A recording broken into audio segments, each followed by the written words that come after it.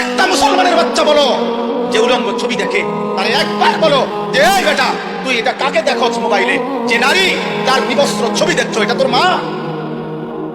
এই নাফরমান ছেলেরা, আমি বুঝি না? আমরা তো চেহারা দেখলেই বুঝি। আমি দাঁড় করাই নারী আসক্ত ছেলে, দাঁড় করাই মোবাইলে উলঙ্গ ছবি দেখো, আমি দেখাই, আমি দাঁড় করাই। বেনামাজি এক ওয়াক্ত সেজদা দাও নাই, আমি এখন দাঁড় করাই।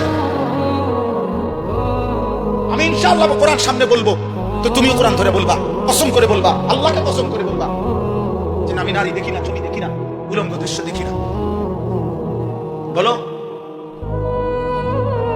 এই তোমার মা? যাকে দেখো সে তোর মা বেটা? তোমার বোন, তোমার মেয়ে, তোমার ফুফু, তোমার খালা? এই অসভ্য! তো যাকে দেখো সেও তো কারো মা। তুমি কি চাও তোমার মাকে কেউ উলঙ্গ দেখো?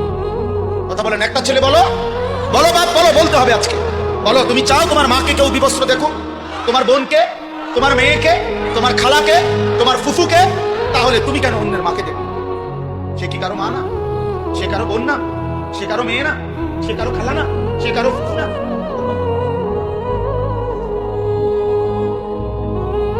তোমার রক্তে ইনসান নাই? তুমি মানুষ না? তুমি পশু? আল্লাহ নবী সাল্লাল্লাহু আলাইহি সাল্লাম এই কথা বলেছেন। এই কথা নবীজি বলছেন। নবীজি, আমি তো বললাম না, রাসূলুল্লাহ সাল্লাল্লাহু আলাইহি সাল্লাম এক যুবককে এই কথা বলেছেন। এই যুবকের এই কথা বলার পরে যুবকের কলিজায় এমন ধাক্কা লাগছে, যুবক বলছে, ইয়া রাসূলুল্লাহ, আল্লাহর কসম আমি আর কোনোদিন জিনার রাস্তায় পা বাড়াবো না। নবী তখন তার তিনটা দোয়া করে দিয়েছিলেন, আল্লাহুম্মা গফির যামবাহু ওয়া তাহহির কলবাহু ওয়া হাসসিন ফারজাহু। আল্লাহ আমার এই যুবকের গুনাহ মাফ করে দেন, আমার যুবকের অন্তর পবিত্র করে দেন, আমার যুবকের লজ্জাস্থানকে পাক করে দেন।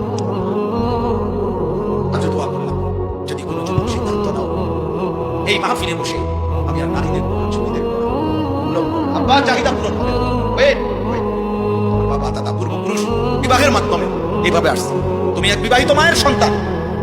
আরে বেটা, তোমরা যারা অশ্লীল ছবি আর নারী উলঙ্গ নাচ গান দেখো, তো তুমি তার থেকে কি চাও? সুযোগ পাইলে তুমি তা করতে, তাহলে সুযোগ পাইলে জিনা করতা। এই নারী যদি তোমার কাছে একাকিত্বে আসতো তো কি করতা? ব্যভিচার করতা তার সাথে। তাহলে ব্যভিচারের কারণে যদি সন্তান হতো, তার পরিচয় কি? অথচ তুমি তো এক পবিত্র মা বাবা, স্বামী স্ত্রী, ইসলামের হুকুমে, আল্লাহর হুকুমে এক মা বাবা, এক নারী পুরুষ একত্রিত হওয়ার বরকতে তুমি পৃথিবীতে আসছো। তুমি তো এক পবিত্র মা বাবার পবিত্র সন্তান, তো তুমি কেন অপবিত্র কামনা করো? এর দ্বারা কি তুমি তোমার মাকে অপমান করো না? এর দ্বারা কি তুমি তোমার বোনকে অপমান করো না?